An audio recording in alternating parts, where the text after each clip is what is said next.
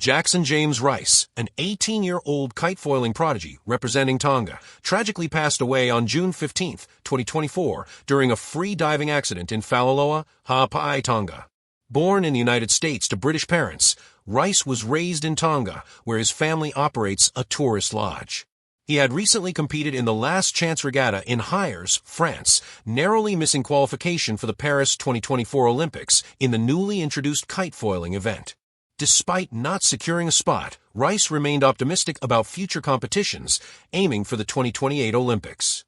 His untimely death was caused by a suspected shallow water blackout while free diving from a boat. Efforts to resuscitate him were unsuccessful. Rice's sister, Lily, paid tribute to him on social media, highlighting his exceptional talent and the joy he brought to those around him. The Tonga Sports Association and National Olympic Committee expressed deep sorrow over his passing, acknowledging his contributions to the sport and his potential to make history as the first Caucasian to represent Tonga at the Olympics.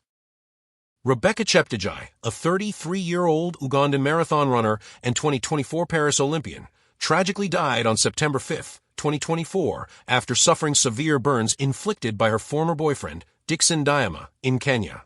The attack occurred on September 1st when Ndiema ambushed Cheptegei at her home in Trans Nzoia County, dousing her with petrol and setting her ablaze following a dispute over land ownership. Cheptegei sustained burns covering over 80% of her body and succumbed to multi-organ failure despite intensive care at Mwa Teaching and Referral Hospital in Eldoret. Ndiema also suffered burns and died days later from his injuries. Cheptegei, a mother of two, had previously won gold at the 2022 World Mountain and Trail Running Championships and finished 44th in the women's marathon at the Paris Olympics. Her death sparked widespread condemnation and highlighted the alarming pattern of gender-based violence against female athletes in East Africa. Thousands attended her funeral in Bukwao, Uganda, where calls for justice and stronger protections for women resonated. In her memory, Paris officials announced plans to name a sports facility after her, honoring her legacy and advocating against violence towards women. Geoff Capes, one of Britain's most iconic athletes and strongmen, passed away on October 23, 2024, at the age of 75. Born in Hull Beach, Lincolnshire in 1949, Capes rose to prominence as a dominant force in shot put, representing Great Britain in 3 consecutive Olympic Games, 1972, 1976, and 1980. Despite not securing an Olympic medal, he achieved a personal best throw of 21.68 meters in 1980, a British record that still stands today. Beyond the Olympics, Capes clinched gold medals at the Commonwealth Games in 1974 and 1978 and secured European Indoor Championship titles in 1974 and 1976. Transitioning from athletics, he became a celebrated figure in strength competitions, winning the world's strongest man titles in 1983 and 1985. His versatility was further showcased by 6 World Highland Games championships between 1981 and 1987. Standing at 6 feet 5.5 inches and weighing 170 kilograms in his prime, Capes was renowned not only for his physical prowess, but also for his appearances on British television, including the popular show Superstars. After retiring from competition, he dedicated himself to coaching, mentoring aspiring athletes in both athletics and strength sports. An avid budgerigar breeder, Capes served as president of the Budgerigar Society in 2008, reflecting his diverse interests beyond sports.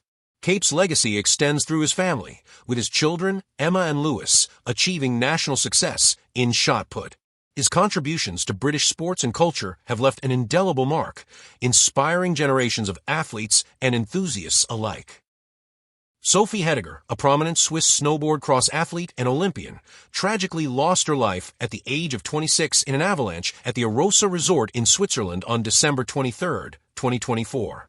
Born and raised in Horgen, near Lake Zurich, Hedegaard was a dedicated member of Switzerland's national snowboard cross team. She represented her country at the 2022 Beijing Winter Olympics, competing in both the women's and mixed team snowboard cross events.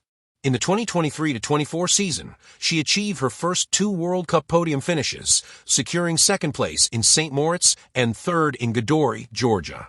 Her untimely death occurred while she was freeriding, a beloved hobby, on a closed slope known as Black Diamond in Arosa. Despite swift rescue efforts, including assistance from her companion and emergency services, Cheptegei was found buried under the snow and could not be resuscitated. The Swiss Ski Federation expressed profound sorrow over her passing, noting that her death cast a dark shadow over the Christmas holidays.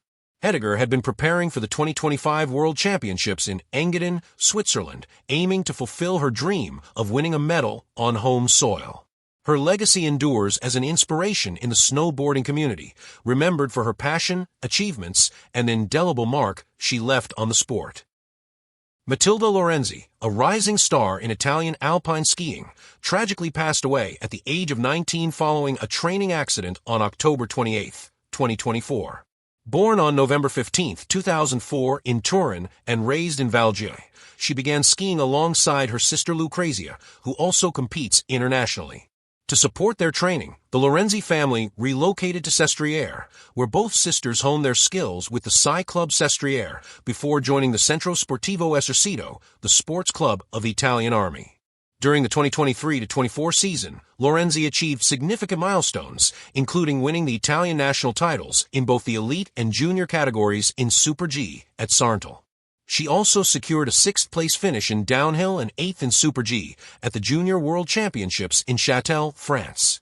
Her best race result in the Europa Cup was an 11th-place finish in Super G at St. Moritz in December 2023. The fatal accident occurred during a giant slalom training session on the Grand G1 slope in Val Seneless, South Tyrol. Lorenzi lost control of her skis, resulting in a severe fall that led to fatal injuries. Despite immediate medical attention and being airlifted to a hospital in Bolzano, she succumbed to her injuries during the night. Her untimely death prompted an outpouring of grief from the sports community and Italian officials.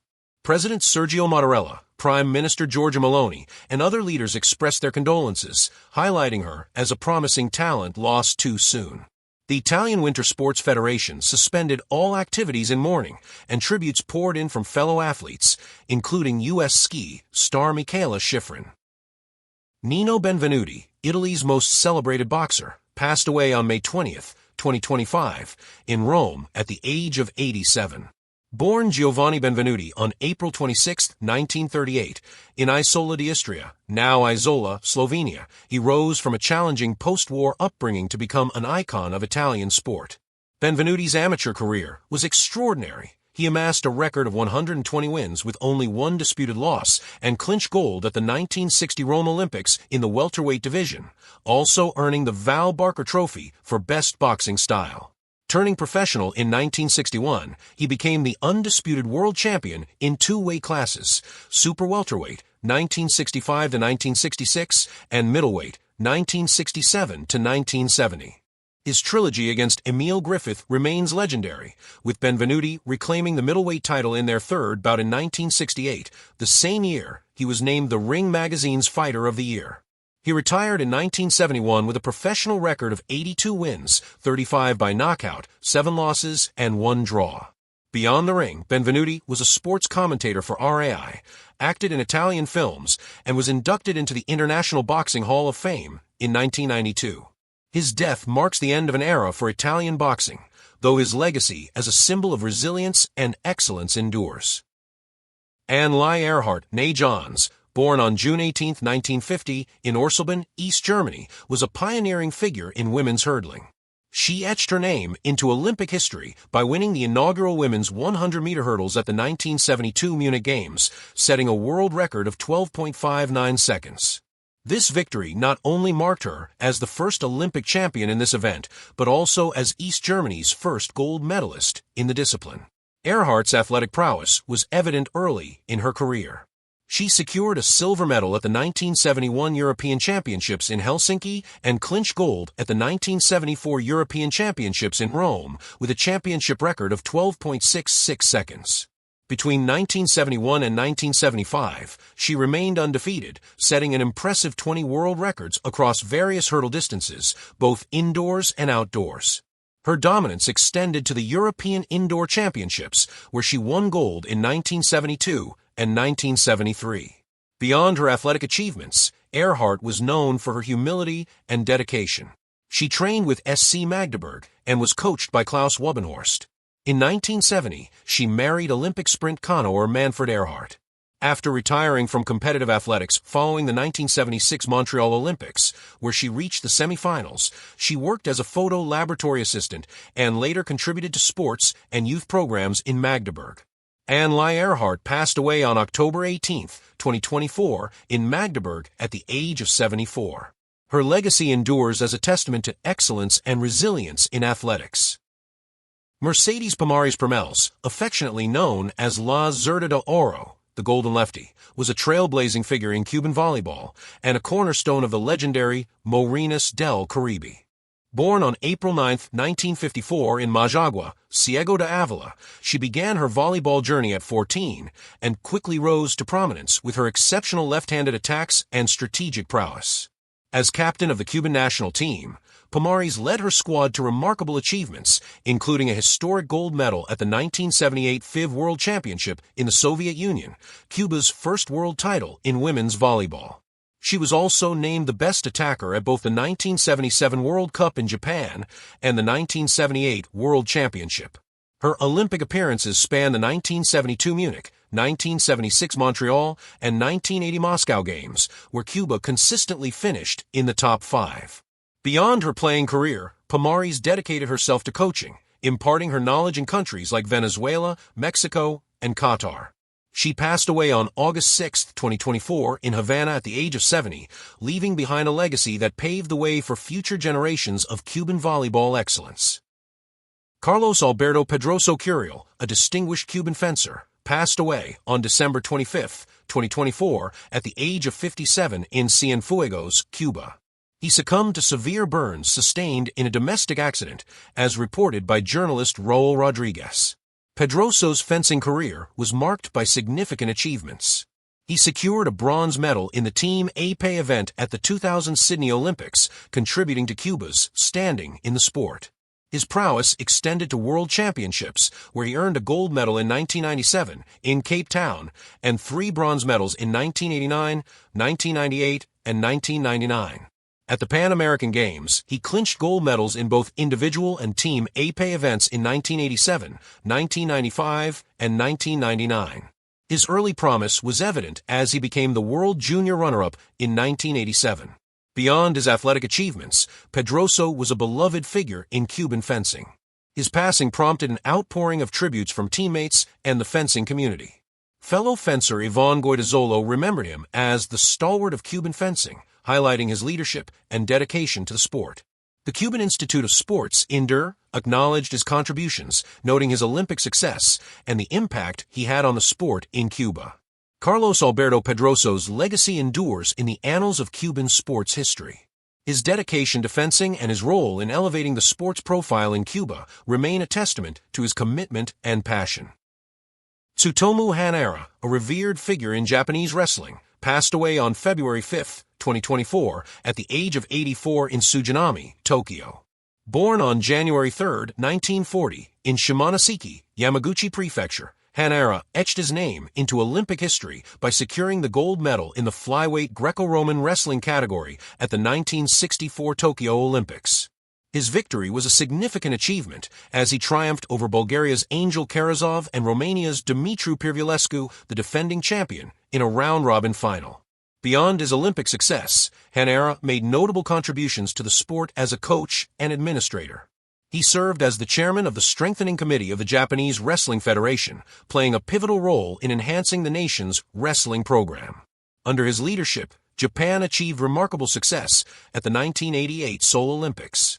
Additionally, as a coach at Nippon Sports Science University, he led the team to 18 consecutive East Japan Student League championships from 1979 to 1996. Hanahara's legacy extends to his family, with his son Daisuke Hanara competing in the 1992 Barcelona Olympics and his grandson Hiroto Hanara earning a bronze medal at the 2023 U15 Asian Championships.